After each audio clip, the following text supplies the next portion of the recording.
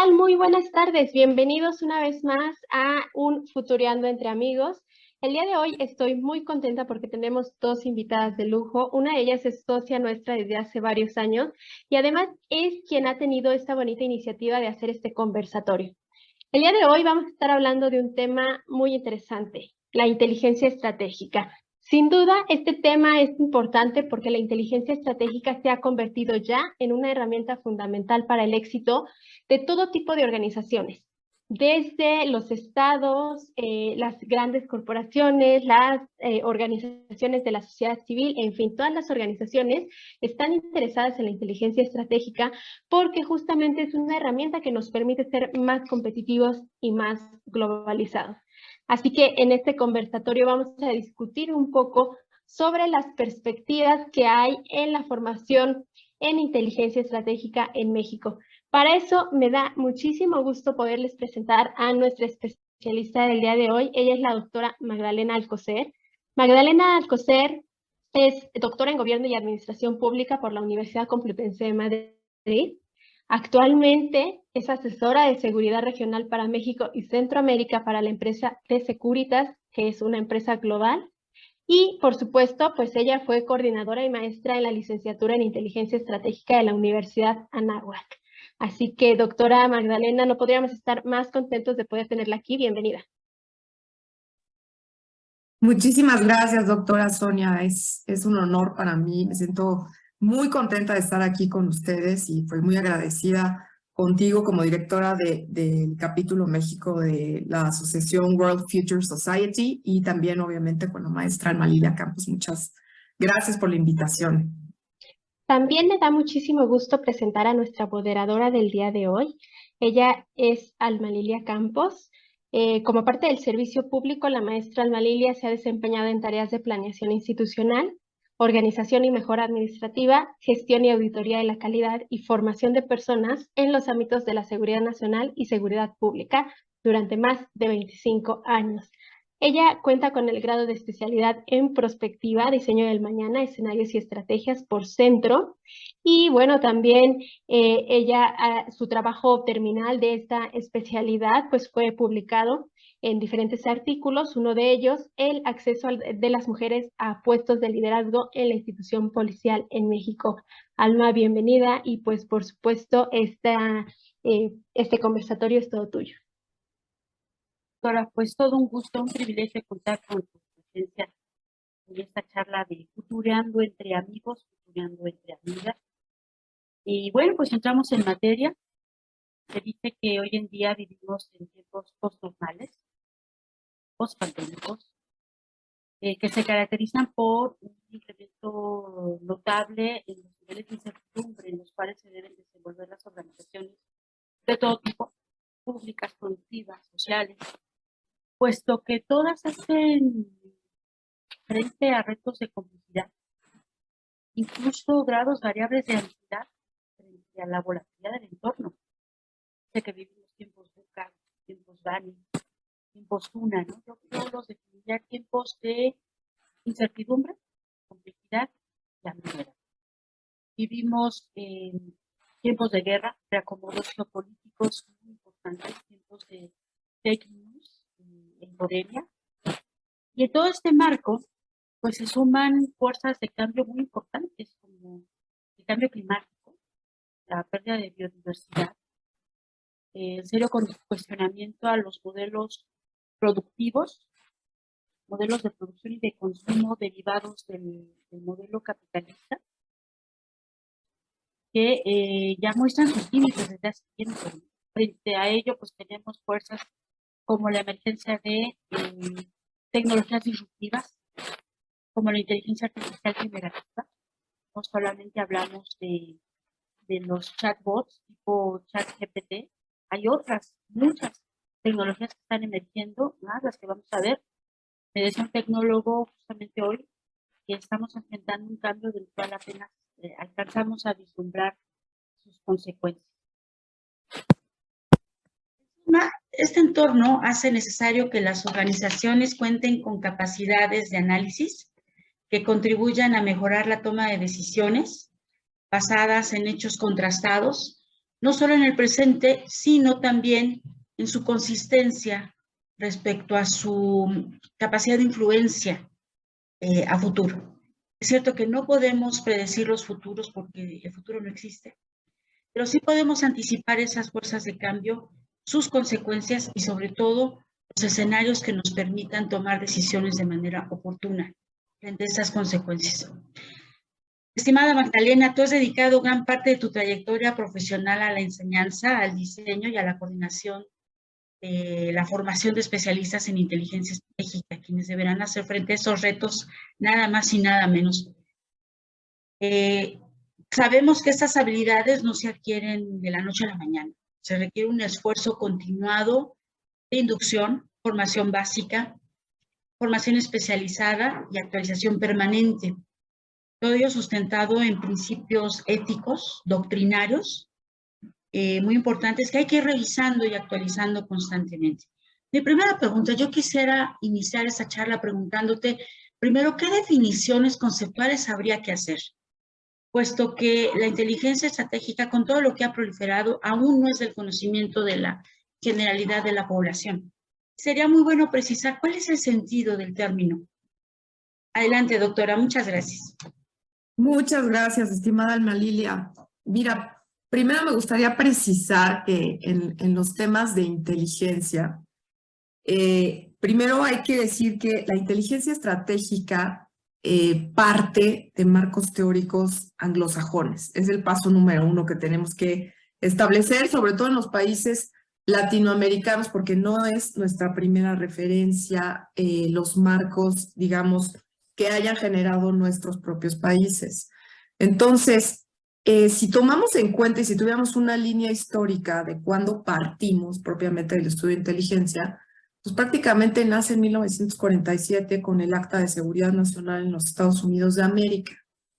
Y digo en los Estados Unidos de América porque son los marcos de referencia que se han utilizado de manera recurrente para trazar, obviamente, como si nos instaláramos en la teoría realista de las relaciones internacionales, pues partiríamos que Estados Unidos en buena medida ha tenido la capacidad y el poder de definir una agenda internacional desde el periodo de la Guerra Fría hasta nuestros días, aunque ha perdido, desde luego, dinamismo en términos económicos. La configuración geopolítica del mundo hoy es distinta. Hay otros actores que han emergido con mucha fuerza, como Rusia, que juega un papel muy importante, hoy en China también. Pero tenemos que entender, entonces, que la inteligencia estratégica estuvo ceñida y atada al más alto nivel de toma de decisiones en los Estados Unidos y como una herramienta al servicio y subordinada al Poder Ejecutivo. Entonces, si partimos de ahí, estamos entendiendo que la inteligencia estratégica y el propio concepto estratégica hace que se ubique hacia el largo plazo, hacia la consecución, hacia el cumplimiento de metas y objetivos en el largo plazo. Hoy, con el devenir del tiempo, con los cambios que han sucedido después del fin de la Guerra Fría, el cambio de paradigmas a partir del 11 de septiembre también, del 9/11, famosísimo, que obviamente genera una ruptura y emergencia de nuevos paradigmas en los estudios de seguridad, es que podemos hablar de que entonces la inteligencia estratégica empezó a extenderse también a otras esferas. Se concebía en el ámbito público, sí, como, repito, al más alto nivel de toma de decisiones, sobre todo de los presidentes, configurando el destino de los estados nacionales, pero también venía trazándose una tendencia desde fines de los años 80, principios de los 90, sobre todo en Europa, en el Reino Unido, en España también, hacia la inteligencia en el sector privado también. ¿Por qué? Porque ha resultado ser también una herramienta sumamente útil. Entonces, ¿qué es inteligencia? Inteligencia, desde la parte explicado de la manera más simple, es transformar información en conocimiento, evidentemente a través de un método específico muy particular, que es el ciclo de inteligencia, que en algunos países como España tiene 4 fases y en otros países tiene 6 o 7 fases. pero a través de este ciclo se procesa esta información para prevenir riesgos y amenazas. Obviamente no en un 100%, porque 100% jamás lo tenemos absolutamente nadie, pero la idea es cómo el tomador de decisiones puede hacer frente a la complejidad del mundo en vista del dinamismo que tiene, que hoy las amenazas cada vez más se encuentran escondidas, hoy es más difícil encontrarlas, y evidentemente con la emergencia de la tecnología, sobre todo con los temas de la Deep Web, etcétera, la Dark Web también, se ha creado otro ámbito no visible, evidentemente, donde también hay una incidencia delictiva alta sin ningún tipo de regulación, donde se configura, digamos, una nueva realidad para que la inteligencia, a través, evidentemente, con la ayuda de ingenieros, pero también de expertos en inteligencia estratégica, se traten de mitigar riesgos para los estados en vista de los ataques cibernéticos que han habido en últimos años importantes y que han atacado y que han tenido efectos en la infraestructura crítica de manera importante y también han paralizado aeropuertos, etcétera, en una serie de cuestiones. Entonces es eso, la inteligencia estratégica desde un origen, simplemente entenderla como atada a la seguridad nacional, y hoy que baja a otros ámbitos. En México, en el ámbito de la inteligencia criminal, pero tenemos dentro del aparato del Estado otra serie de agencias que también practican inteligencia en otro nivel. No tan, digamos, estratégico, pero sí de manera táctica, como la inteligencia criminal. Obviamente el tema de lavado de activos en la Secretaría de Hacienda y Crédito Público a través de la Unidad de Inteligencia Financiera. Las Fuerzas Armadas tienen también, evidentemente, como surgen los estudios estratégicos, es finalmente a través de los estudios de defensa y a través de la praxis de las Fuerzas Armadas que se venía configurando una parte operativa muy importante de los ejércitos desde tiempos históricos y memoriales. Muchas gracias, doctora. En este tramo, entonces, podríamos entender que la inteligencia estratégica se disemina a través de muchas ramas, ¿no? Que van desde el análisis de imágenes, el análisis de señales, todo esto a partir de capacidades humanas y que además transitan de un ámbito analógico a un ámbito digital, cyber, ¿no? Ya, como tú bien dices, no visible en primera instancia, ¿no? Y has mencionado también que, sobre todo en nuestro país, contamos con una serie de cometidos en materia de inteligencia en el ámbito legal y reglamentario de diferentes agencias. Vamos a hablar de la inteligencia militar. ¿Podrías abundar un poco más en ello? Y ahí te tengo otra pregunta adicional, doctora. Gracias. Sí, con todo gusto, mi estimada Alma Lilia. Y esta parte que tocas es sumamente interesante porque si llegara una persona extranjera a preguntar, bueno, ¿y cómo se ha configurado la inteligencia en nuestro país? Yo siempre comento, ha sido un proceso desordenado. ¿Y por qué ha sido desordenado? Porque primero no podemos desligar la configuración de nuestro régimen político con el ejercicio del poder, y evidentemente si tomamos en cuenta que la inteligencia estratégica servía al poder ejecutivo, pues es una relación evidentemente intrínseca y que va de la mano de manera absoluta. Entonces, si tomamos en cuenta que durante 71 años se configuró un partido revolucionario institucional, donde evidentemente había un aparato de inteligencia a partir prácticamente de 1947 con el surgimiento de la Dirección Federal de Seguridad, bueno, pues tenemos obviamente pocos controles todavía en términos de rendición de cuentas y de transparencia para que tuviéramos el ejercicio de una inteligencia que prácticamente estuviera sujeta a un control democrático.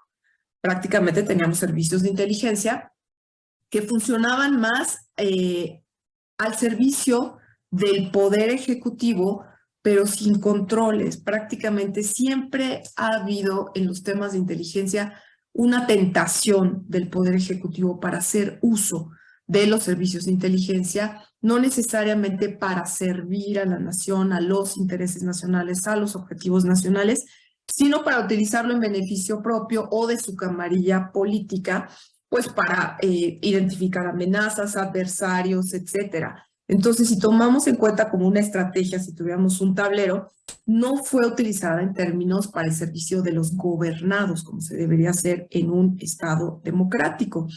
Entonces, el proceso ha sido desordenado porque la propia operatividad de esta Dirección Federal de Seguridad fue opaca y evidentemente explota prácticamente con la crisis de el asesinato del agente de la DEA, de Kiki Camarena, y bueno, obviamente se disuelve esa DFS y se empieza a configurar los antecedentes prácticamente de lo que sería el Centro de Investigación y Seguridad Nacional en 1989.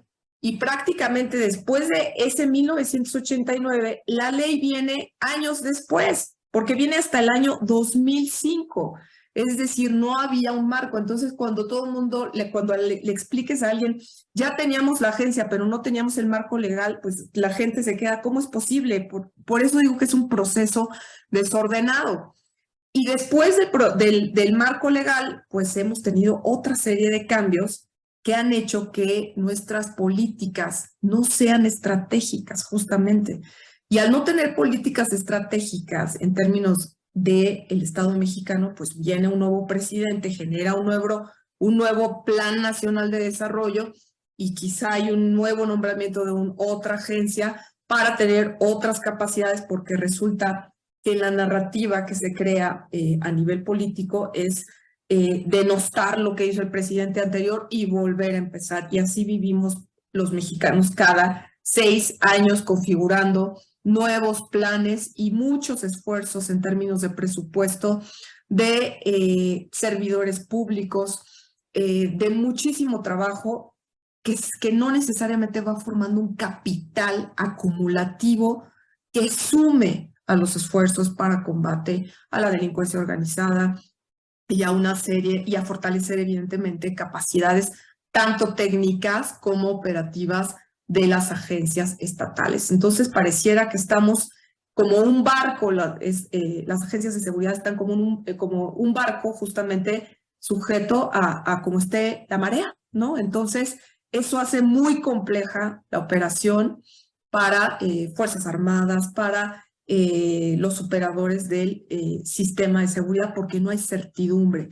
Y la certidumbre en las organizaciones se da cuando hay una institucionalización de las reglas y una rutinización también de las mismas. Entonces, eso es lo que ha faltado en nuestro sistema de seguridad, unido a que por una vía, como tú lo sabes y como también fuiste practicante del sistema de seguridad, por un lado corría la seguridad nacional, que se fue desarrollando y configurando sus propias alianzas, actores, generación de conocimiento, y por otra parte venía otra realidad dentro de la seguridad pública. Hoy pareciera que convergen y se confunde con que incluso en la definición fuera lo mismo, ¿no? La seguridad nacional que la seguridad pública, cuando son ámbitos completamente distintos, ¿no?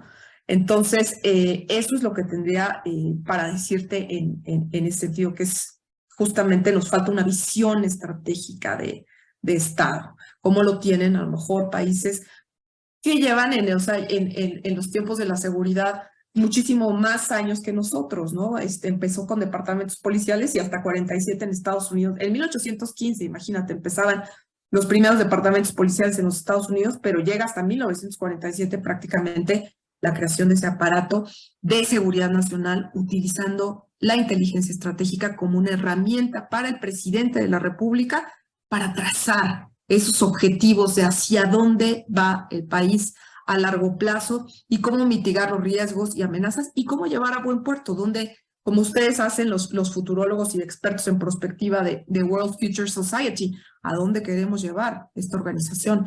¿Dónde nos estamos viendo en el futuro? Si nos instalamos en el futuro, ¿cuáles son las variables con las que vamos a jugar y cuáles son los escenarios que vamos a trazar, ¿no?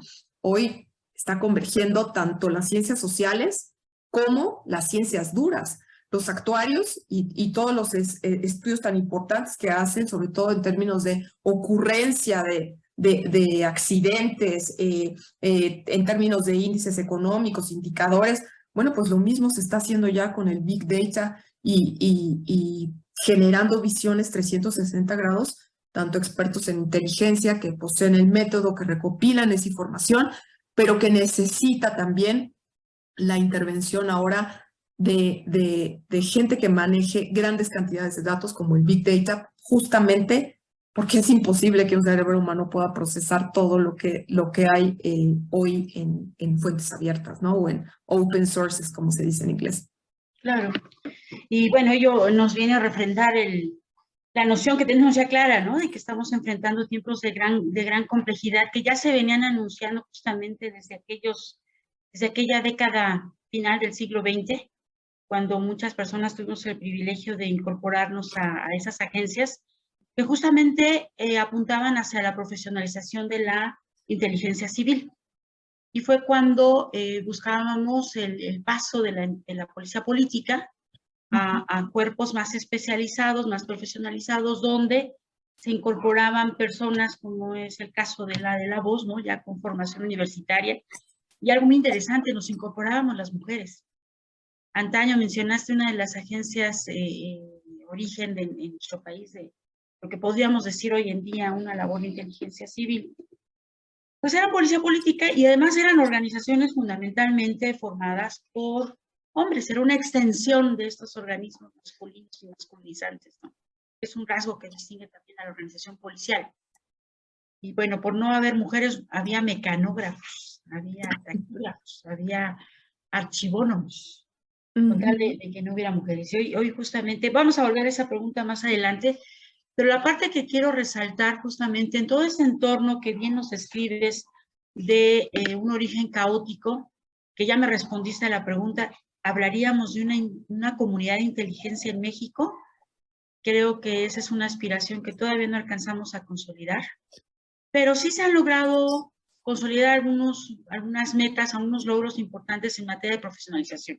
¿Cuál ha sido ahí tu experiencia en materia de formación para justamente adquirir estas habilidades para desarrollar la inteligencia estratégica en estos rubros que tú bien señalas? Claro. Mira, este tema de la formación, bueno, para empezar me parece interesantísimo porque hasta escribí un libro de eso a raíz de haber tenido la oportunidad de trabajar en el sector público en la extinta Policía Federal. Y en el tema de la formación, sí puedo decirte que vender un programa de inteligencia es de las cosas más complejas que he hecho en toda mi vida. Y es muy, muy difícil porque no se entiende qué es el tema. Pero no solo no se entiende qué es el tema en México, sino en general en el mundo. A veces creemos que el tema de la inteligencia es popularizado y si preguntas a un ciudadano de a pie en los Estados Unidos o en cualquier país de América Latina, seguramente sabrá definir qué es inteligencia. Y eso es absolutamente falso. En realidad, la inteligencia ¿cómo te diré? Es muy difícil que la gente sepa qué es, para qué sirve y está rodeado de un elemento muy importante donde la industria cinematográfica no ha ayudado a hacerle justicia al término. Primero porque está rodeado de clichés y está rodeado de clichés porque obviamente existen las películas de James Bond donde se cree que la persona que hace inteligencia es un agente guapísimo de 1.90 que seguramente está rodeado de mujeres guapas, etcétera, sin tomar en cuenta toda la parte de formación o el desarrollo de habilidades de pensamiento crítico, de los estudios y el tiempo que tuvo que desarrollar esta persona para generar justamente estas habilidades, inclusive de resiliencia, ¿no? De mucha paciencia, de mucha inteligencia emocional, porque no es nada más desarrollar las habilidades académicas. En la inteligencia, como tú bien sabes, y en general, me gustaría hacer el paréntesis y decir los estudios de seguridad, que son, digamos, la madre de los estudios de inteligencia, porque primero fue los estudios de seguridad y dentro de los estudios de seguridad está obviamente los temas de inteligencia estratégica y los estudios de inteligencia. Y cuando pensamos en y entonces ¿quién es, digamos, el abuelo de la inteligencia estratégica? Pues son las relaciones internacionales y los estudios de seguridad y los estudios estratégicos también. Cuando pensamos, y eso era lo primero que yo decía, bueno, ¿por qué la licenciatura en inteligencia estratégica está dentro de una facultad de Derecho? ¿Tiene sentido? Sí, sí tiene sentido, pero podría estar también en una facultad de Ciencia Política, por ejemplo. Es decir, no estaría peleado con ello. ¿Podría estar en una facultad de Estudios Globales también? Sí, también. Entonces, lo que tú acabas de tocar es fundamental porque los estudios de seguridad no pueden comprenderse sin miradas y sin intervención de marcos teóricos, de categorías analíticas de otras disciplinas.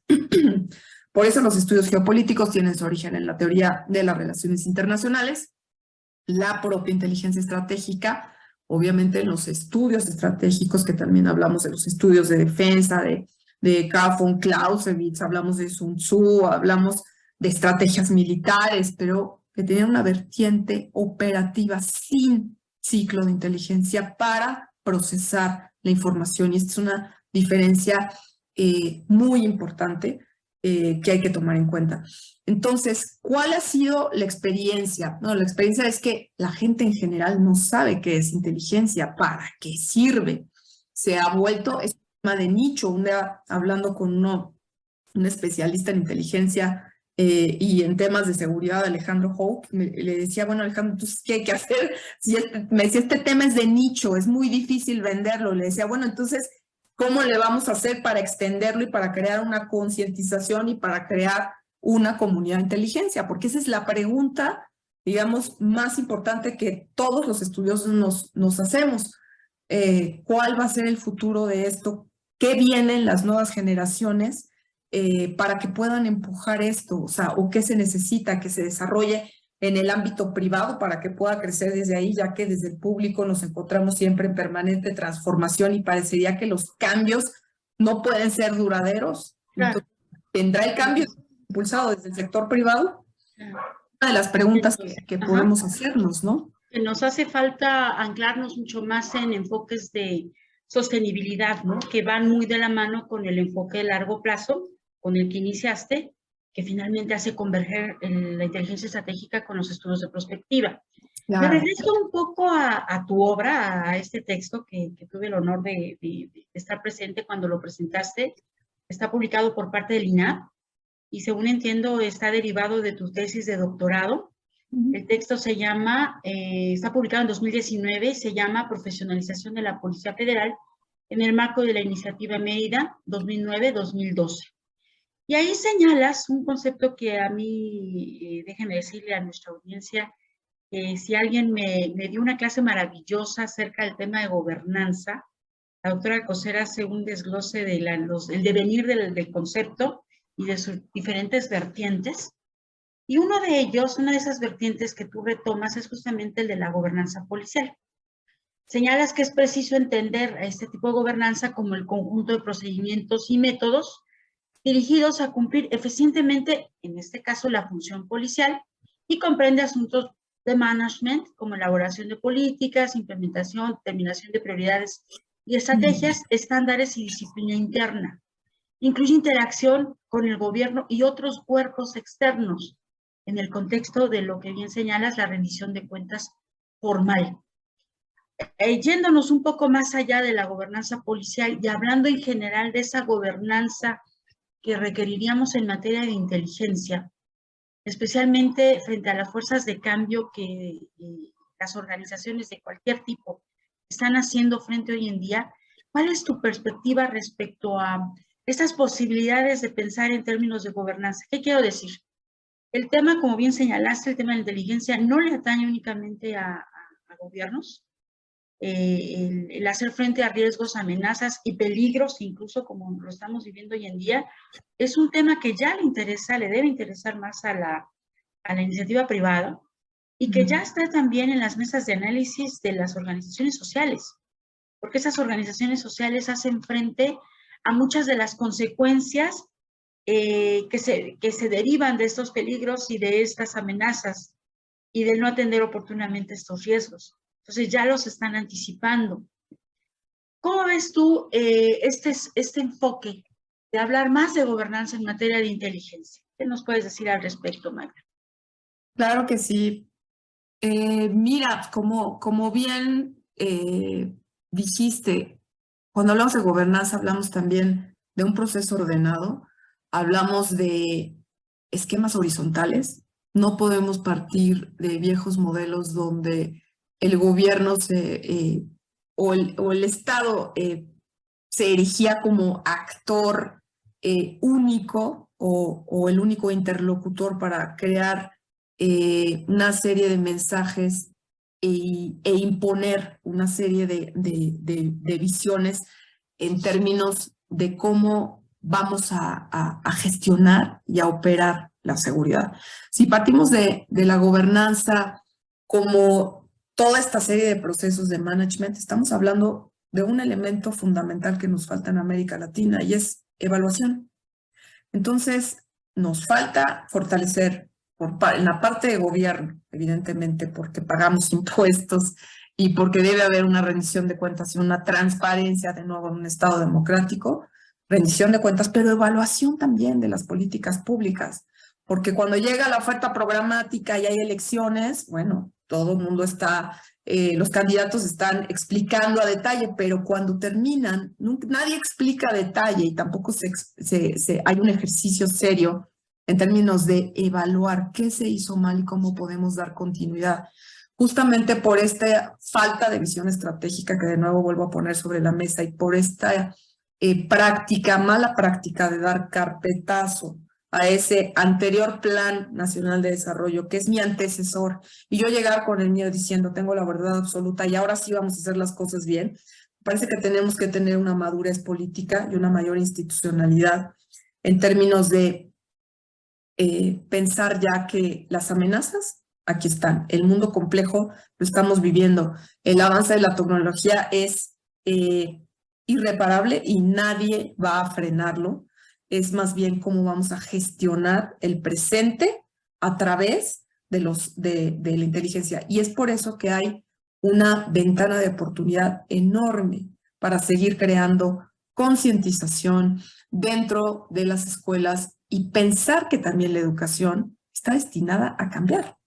Porque las carreras que son tradicionales, ya vimos lo que está haciendo GPT-4, Free, etcétera, respecto a cambiar, por ejemplo, en un caso de abogados, cómo se puede ganar un juicio, el acceso a información que se tiene, todas las oportunidades que se tendrían, etcétera. Lo que no puede suplir la inteligencia artificial es el razonamiento humano.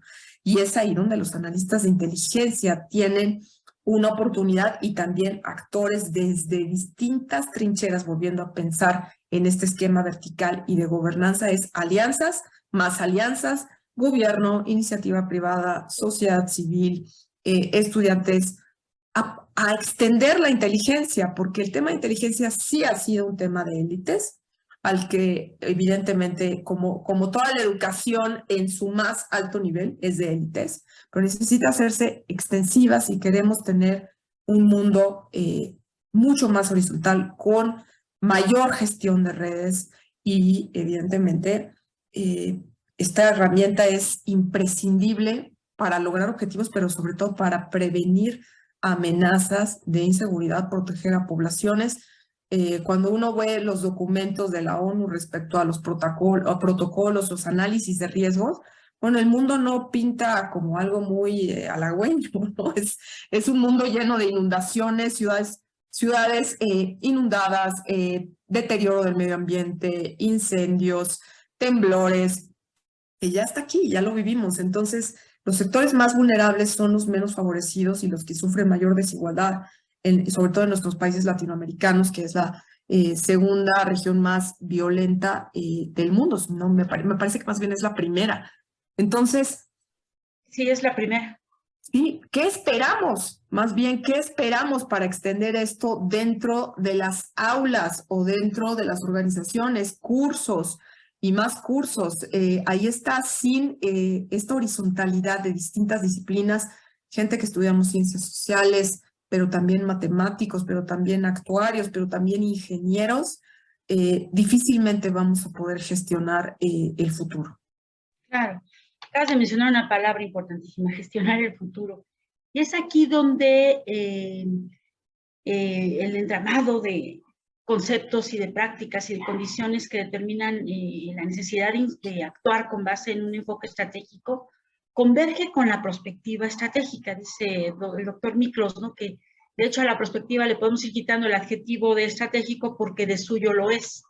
Claro. Y efectivamente, mi hipótesis es que la inteligencia y la perspectiva deben y pueden volver a dialogar, ya fuera de los parámetros de hipótesis de guerra, y más bien dialogar frente a estos riesgos y amenazas de escala planetaria como los que bien acabas de describir. Sabemos que las diversas alternativas de futuro, que son materia de la perspectiva, no se trata de vaticinio, no se trata de predicción, se trata de anticipación y de imaginación respecto a esos futuros posibles, deseables y factibles.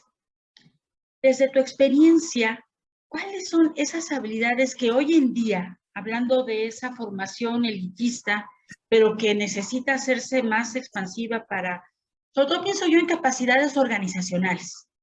¿Cómo pudieran, o cuáles son esas habilidades que pudieran hacer expansivas esas capacidades que requieren hoy en día las organizaciones para hacer frente a retos que, como bien dices, ya se manifiestan en el presente y que más bien se trataría de visualizar en un futuro de 10, 15, 20 años, cómo vamos a responder de mejor manera frente a esos riesgos y amenazas? Bien dices, romper la inercia del presentismo. En nuestro caso, en el caso mexicano, un presentismo que son 6 años, que en la práctica se reducen a 5 o 4 años, que son lapsos muy, muy breves para hacer frente a complejidades, es decir, cómo podríamos ir ampliando ese arco de futuros y pensar más en largo plazo. ¿Cuáles son esas habilidades para el futuro que necesitaríamos ir incorporando en los programas de formación hoy en el presente? Mira, desde primero volver a mencionar que una de las grandes virtudes de este programa que tuve a bien dirigir estos últimos 7 años, pues fue una apuesta que si uno piensa por qué otras universidades privadas o por qué la UNAM no se atreve a sacar un grado en una licenciatura en inteligencia estratégica, es una de las preguntas obligadas que siempre me hacía. Y me parece que también hay este miedo. Si pensamos que en Estados Unidos, por ejemplo, solamente hay 2 universidades que tienen un grado a nivel licenciatura, es la JMU y Mercyhurst, son 2 universidades que generan cuadros para la Agencia Central de Investigación, la CIA, pero que también salen muchos cuadros para trabajar en el sector privado. Y recientemente Georgetown abrió también una maestría, sobre todo para la palabra que está un poco de moda, que es para analistas de inteligencia, maestría para analistas de inteligencia. Entonces ya la palabra nos está llevando a decir, bueno, el análisis de inteligencia, entonces, ¿qué es? Y aquí converge el tema que tú estás pensando. Yo estudiando los temas y pensando y tratando de encontrar también respuestas sobre qué habilidades necesita un joven, porque además estamos partiendo del hecho de que cuando recibes un joven para estudiar una licenciatura, recibes un joven de 18 años que acaba de terminar la preparatoria y no pensamos en una persona madura, hecha para implementar un pensamiento andragógico. Estamos pensando en un joven que le pasan muchas cosas por la cabeza, con muchos miedos, con mucha incertidumbre, enfrentándose a 1 millón de estímulos en términos de información y que no necesariamente puede tener claro para cuál es la dirección, hacia dónde va exactamente su vida. ¿Por qué tendría que elegir una carrera de inteligencia a un joven de 18 años? Yo decía, yo tengo que ser capaz de poder explicarle a un joven y a los padres también de familia, porque imagínate que me decían, oye, pero esta carrera de inteligencia que es, va a tener campo mi hijo si que estudia esto, yo no quiero que pierda la vida. Yo decía, pues no, no va a perder la vida, señora, no se preocupe. Y después ya decía Mario Viñets, a lo mucho le va a dar una gastritis atroz, pero no va a perder la vida. Entonces, esos son los clichés de los que está rodeado, sobre todo en un país. Yo decía, bueno, entonces, ¿cómo está de mal nuestro país? Que resulta que estudiar un tema hay licenciaturas en seguridad pública, tú lo sabes ya, una licenciatura en temas de seguridad o quien se dedique a los temas de seguridad, seguramente puede perder la vida. Entonces estamos hablando de un miedo a que las instituciones no van a responder si a alguien le pasa algo, o de una justicia selectiva, o de grados de impunidad brutales donde realmente no sabemos si van a haber esquemas para que se rinda cuentas por parte de las instituciones. Es decir, tenemos un largo camino y por eso, si nosotros le rendimos cuenta como generaciones más grandes a un joven que dice, ¿yo para qué voy a estudiar eso en un país con 97% de impunidad? No tengo con qué responderle, porque tiene toda la razón. Pero lo único que puedo decirle es la inseguridad va a llegar hasta tus nietos. Entonces, si no partimos para que tú hagas algo, para que yo haga algo, para que dejemos de quejarnos, entonces nadie está construyendo absolutamente nada y nadie entiende de qué se trata estar en estos temas. Por supuesto que vemos, aquí no voy a pintar un paisaje de sí, la arquitectura y Barragán. No, no, no, aquí no hay Barragán. Aquí vemos los horrores de la sociedad en los estudios de seguridad y donde se cruzan disciplinas de criminología, de delitos, de lo que significan los feminicidios, de lo que significa también la falta de la visión estratégica en los temas de inteligencia, los lavados de activos, es decir, confluyen una serie de disciplinas. Pero si yo le digo a un joven, vas a tener un pensamiento holístico y vas a se va a desarrollar de tal manera tus habilidades que vas a caber en cualquier parte, en cualquier organización, porque la inteligencia lo que va a hacer es hacerte útil. Entonces, vas a tener marcos éticos de actuación, porque sin ética, y así es una frase que obviamente la tengo grabada, todo aquello que es espionaje, pues evidentemente no es inteligencia, es otra cosa, pero no es inteligencia. Entonces, necesitas principios de actuación. ¿Para qué?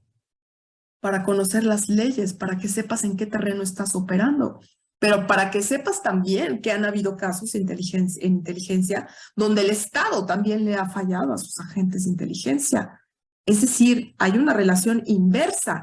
Entonces, se tiene que hacer una revisión de los estudios de caso para saber también qué significa la politización. Y de nuevo, los valores de la democracia. Se sirve a los gobernados, no se sirve a camarillas políticas, la inteligencia sirve, digamos, por eso tiene ese valor de doctrina patriota que seguramente tú conoces a fondo, tiene ese valor de servir a México, y servir a México es una palabra que, bueno, a mí se me enchina la piel, ¿no? Pero a lo mejor porque soy de otra generación, pero a ellos que han vivido temas de inseguridad, que quizá no conocen la historia y la configuración de la transición a la democracia, de lo que significó construir un instituto federal electoral, después un instituto nacional electoral, y los cambios que hubo en el país, bueno, también es necesario enseñar eso. Es decir, yo no puedo partir con que nada más voy a enseñar ética, principios, management, habilidades blandas.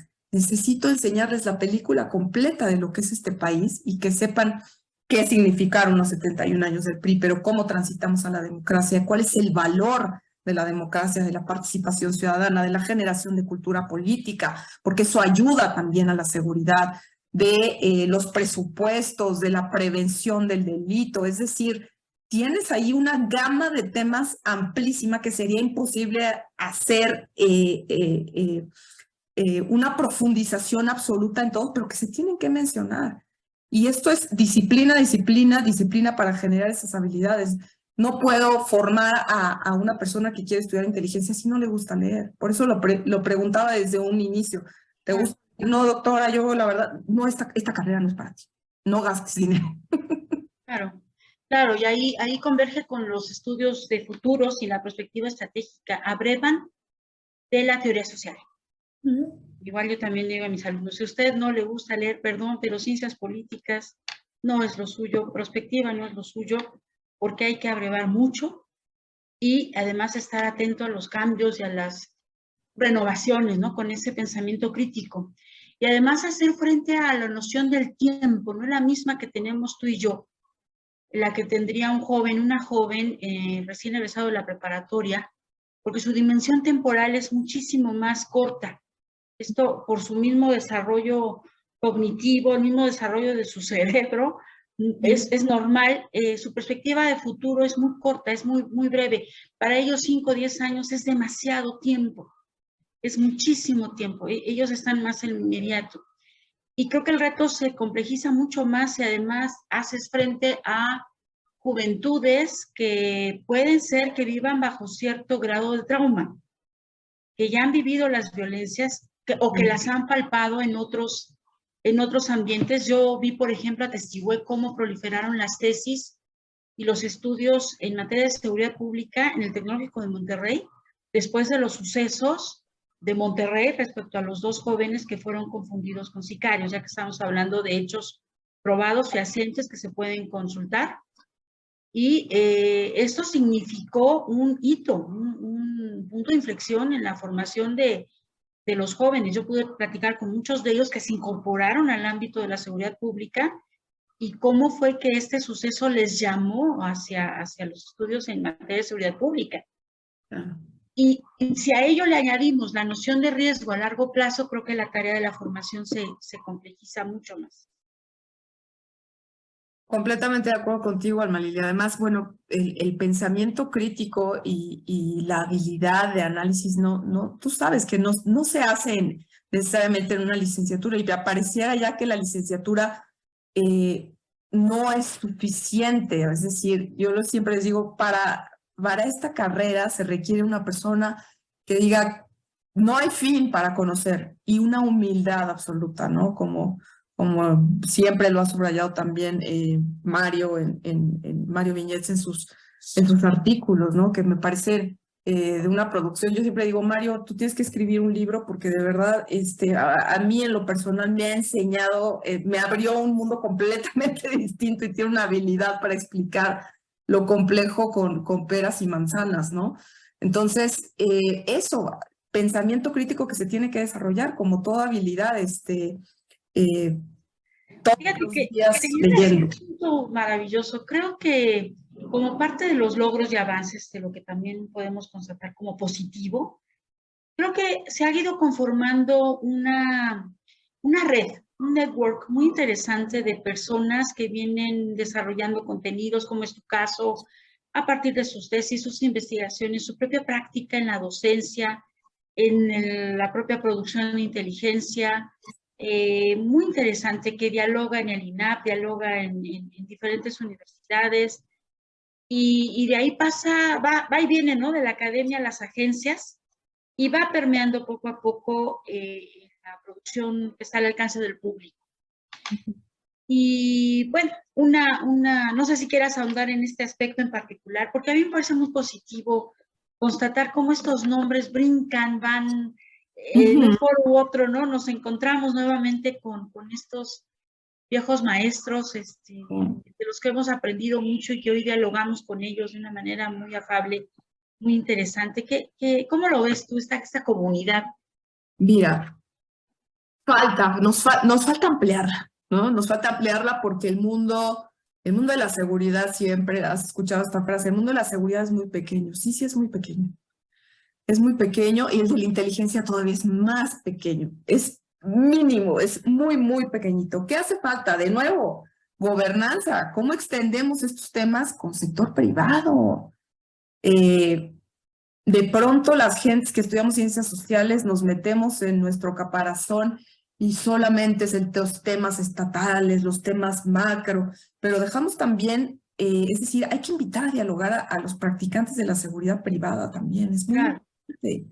Es de vital importancia hablar con los interlocutores de empresas para saber qué están viviendo las empresas, el robo que sufren en carreteras, asesinato de choferes de trailers, situación de guardias de seguridad, es decir, con otras facultades, con otro marco, analizar cómo está la ley de seguridad privada, qué es lo que falta hacerle, cómo está. Es decir, ¿por qué la pregunta es por qué la comunidad de inteligencia de los Estados Unidos es efectiva? Porque el Estado tuvo la capacidad de aglutinar esos sectores, tanto de iniciativa privada como asociaciones civiles, think tanks, para alinearlos a los objetivos nacionales. Eso es lo que el Estado mexicano no ha logrado hacer. Entonces, necesitamos una gobernanza y liderazgos fuertes que evidentemente hagan que todos esos actores dialoguen, compartan experiencias, estudios de caso y que todos vayamos en un mismo carril alineados hacia el bien de México. Ese es el objetivo fundamental. Si no, todos estamos con esfuerzos muy dispersos. Así es como veo la comunidad de inteligencia mexicana. Sin duda hay grandes obras, pero falta producir y falta quitar el cliché de que los estudios de inteligencia solamente son para comunidades selectas. No, estudiemos todos los de inteligencia y extendamos este campo de estudios tan valioso, tan útil, igual que la prospectiva, ¿no? Claro, sobre todo que nos va a ser muy necesario, como ya hemos dicho, ¿no? Para enfrentar esos riesgos que se avecinan y trascender también el marco de la securitización y pensar más también, ¿no? En inteligencia competitiva, en esta inteligencia en el campo de los negocios, de las tecnologías, la disrupción de las tecnologías. Y como bien dices, también llegar más al ámbito táctico operativo. La inteligencia no son nada más los temas, los grandes temas, ¿no? de la geopolítica, la economía y la sociedad, sino también se vive en el día a día de las organizaciones. También les exige una organización, una preparación, ¿no? Frente a riesgos de este tipo táctico operativo que también convendría explorar más, investigar más, publicarlo más a través de textos, de libros, de seminarios, conferencias, en fin. Dejando un poco de lado este tema y entrando ya a los temas de este mes de marzo que está por concluir, el mes de marzo en el que conmemoramos la participación de la mujer en sectores productivos justamente. ¿Cuál es tu perspectiva, estimada Magda, con relación a la participación de las mujeres en el campo de la inteligencia en general? Incluso a partir de tu propia experiencia, tu propio devenir. Empezamos siendo muy pocas, en un lapso relativamente breve, en algunas áreas incluso rebasamos ya la mayoría, pero todavía faltaría mucho que avanzar, sobre todo en los puestos de liderazgo. Completamente de acuerdo contigo. Bueno, tenemos ahí el liderazgo de la actual directora Avril Haines en Estados Unidos, ¿no? Pero siempre ha sido, los temas de seguridad siguen siendo todavía pues, en un medio donde todavía somos minoría, ¿no? Poco a poco se va extendiendo un poco más la participación de mujeres, pero es verdad que sí es un mundo mucho más masculinizado y aún más en el sector privado. En el sector público todavía ves mucho más participación de mujeres, quizá también por el tipo de carreras, de relaciones internacionales, muchas politólogas, etcétera, ¿no? Pero creo que el punto de convergencia está obviamente en la parte académica, en la parte de formación, si queremos partir justamente de una formación basada en ética, en principios, en equidad también de género. Y me parece que está cambiando, estamos viendo cambios muy, muy importantes. No nos tocó, evidentemente a nosotras todavía los liderazgos eran absolutamente siempre masculinos y con un papel femenino mucho más subordinado, ¿no? Pero el día en que yo vea la próxima directora, que a lo mejor, ojalá que sea una egresada del programa que yo dirigí o alguna exalumna del INAP que le di clases en la maestría, la próxima directora del Centro Nacional de Inteligencia, bueno, ese día voy a bailar y voy de rodillas a Chalma, ¿no? Pero ojalá que de verdad sea así, porque hace falta y la verdad es que hay un reconocimiento, sobre todo desde la parte de la inteligencia policial, en términos de que las mujeres tienen una gran capacidad para que su cerebro haga redes de vínculos impresionantes. Y en términos de que hay casos espectaculares que en Estados Unidos se han resuelto también por mujeres en términos de inteligencia criminal. Entonces tienen una gran habilidad, me parece, para desarrollar estos estudios. Sin embargo, como hemos comentado tú y yo en algunas ocasiones, me parece que si queremos conservar talento, sobre todo de mujeres, tenemos que entender que las mujeres también tienen derecho a una vida privada y que los esquemas bajo los cuales opera la seguridad en términos de tener jornadas prácticamente de 14 horas para mujeres que se ejercen por parte de Fuerzas Armadas, que es un suplicio también para platicando con gente de Fuerzas Armadas, mujeres que estén embarazadas y la manera en que las tratan, pareciera que tuvieran que desarrollar una tarea en una condición de ingravidez igual que un hombre, pues por supuesto que no hay manera en que pueda ser así. Me parece que tenemos que empezar a sentarnos y las mujeres para delinear reglas también del sector seguridad si queremos conservar talento, porque ese talento se va y todo el tiempo hay una rotación altísima, no solo de mujeres, sino también de hombres. Entonces tenemos que encontrar la manera de establecer condiciones dignas para la gente, para los operadores de seguridad. Las jornadas de 14 horas solo demuestran que la gente se hace ineficiente, se hace ineficaz. Entonces, una parte es, por supuesto, el compromiso que uno puede tener de servicio al Estado mexicano, pero también como persona tienes derecho a una vida privada y a una vida digna y sin que necesariamente la gente salga quemada de las labores que desempeña en las agencias de seguridad, ¿no? Entonces, por ahí me parece que también tenemos para los legisladores una lista bastante amplia para reformar el artículo 23 para ver cómo se pueden mejorar las condiciones de las personas y también de las mujeres, que es una línea de investigación que urge abrir en México respecto a los estudios de género en temas de seguridad, ¿no? Las condiciones bajo las cuales operan mujeres policías, mujeres en la Secretaría de Marina, mujeres en la Secretaría de la Defensa Nacional. Por ahí ya hay algunos esfuerzos, pero falta hacer mucho más investigación. Y en las áreas de inteligencia no eximen también esta situación que se vive también de estas jornadas tan complejas en situaciones muchas veces de acoso, de falta de igualdad, en oportunidades, que haya mayores concursos de oposición en igualdad de circunstancias frente a otros compañeros, que por supuesto las capacidades sean lo que se tiene que desarrollar, pero que está en condiciones de equidad. Eso es una parte importantísima para dejar ahí.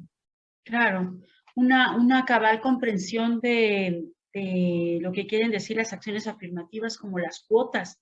No se trata de darle a nadie sin mérito alguno el reconocimiento, al contrario, justamente se trata de garantizar que cualquier persona tenga los méritos.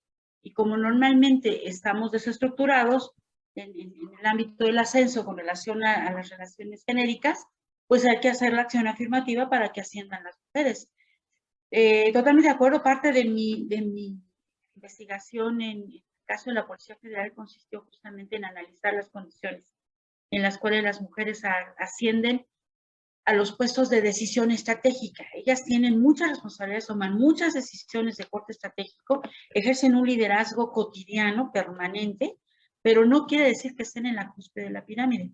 Y tú acabas de señalar algo importantísimo, Magda, que yo con eso quizá iría cerrando. Uno, si estamos hablando de desarrollo institucional, estamos hablando de la mejora de estas instituciones por el bien del propio Estado mexicano, entonces tendríamos que hablar de políticas institucionales para asegurar la permanencia y desarrollo del talento humano. Evitar esa brecha de talento, evitar esa gran renuncia. No son las mismas prácticas que vivimos nosotros. Estas nuevas generaciones enfrentan su relación con el trabajo de otra manera y al acusar burnout, al acusar pérdida, lo que ellos perciben como pérdida de equidad o pérdida de oportunidades de desarrollarse, optan por la gran renuncia y hay que reconocerlo, hay que entenderlo. Segundo, nuevamente llegamos al tema de la economía de cuidados. que también es un tema del Estado.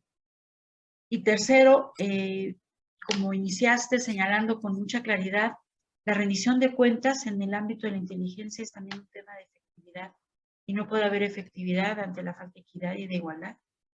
Así es.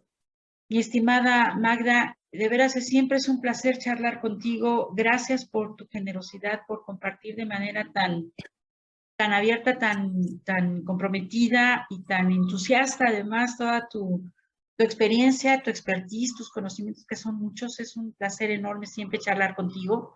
Bienvenida, que esperemos que no sea la última de las sesiones en las que nos acompañas aquí en la World Future Society, capítulo mexicano. Muchas gracias, se nos fue el tiempo realmente como agua. No sé si quieras cerrar con alguna reflexión final, Magda, qué amable. Muchísimas gracias, Alma Lilia. Pues gracias a ti por la invitación al capítulo México de World Future Society, quienes siempre van a la vanguardia con unos eventos espectaculares y creando justamente esta concientización y extendiendo este campo de estudios tan importante a nuevas generaciones. Los webinars que ustedes hacen me parece que generan un capital de conocimiento muy importante para los apasionados que somos de estos temas. Y bueno, cerrar simplemente haciendo una invitación a toda nuestra audiencia, que todos contribuimos a la seguridad desde la trinchera en la que estamos, y que la única manera en que podamos, en que se puede consolidar, sobre todo en nuestro país, una comunidad de inteligencia, va a ser generando sinergias, generando cada vez más alianzas entre sector público, entre sector privado, entre los operadores, en esta relación que hay entre los practicantes de la seguridad, pero también con la academia, generar este capital de conocimiento y obviamente extenderlo hacia donde haga falta, porque nos hace falta que se extienda estos temas de inteligencia, que se comprendan y que los desmitifiquemos de los clichés, sobre todo de los que están rodeados, y que sepamos que cuando analicemos películas y veamos series de Netflix, no hacen un favor a la gente que sí son practicantes, que son serios, que son éticos y que son servidores, muchos anónimos, impecables, y que han dado muchos de ellos su vida por nuestro país. Simplemente eso. Gracias por la invitación y quedo siempre a sus órdenes. Muchas gracias, Alma Lilia. Gracias, doctor.